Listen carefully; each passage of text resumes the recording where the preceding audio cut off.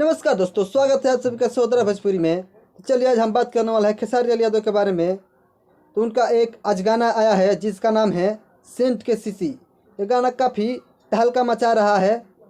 ये गाना Khesari music world से आ चुका है। आप लोग जाके एक बार ज़रूर सुनिए खेसारी म्यूजिक वर्ल्ड पे।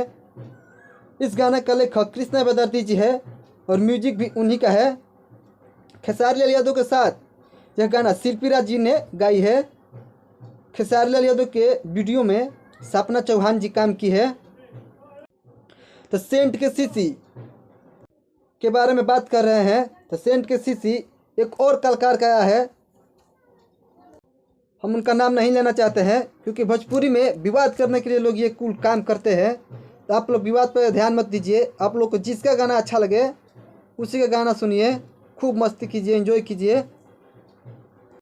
भोजपुरी में ऐसा होता रहता है, एक ही गाने को लगभग हर कलाकार गा देते हैं। कुछ थोड़ा बहुत चेंज करके पंच लाइन, क्रॉस लाइन सब वहीं रहता है। बस ये सब विवाद करने के लिए, अपना व्यू बटोरने के लिए ये सब करते हैं लोग। तो आप लोग इस पर ध्यान मत दीजिए। आप लोग को जिसका गाना अच्छा लगे उसका गाना सुनिए, खूब मस्ती कीजिए, एंजॉय कीजिए।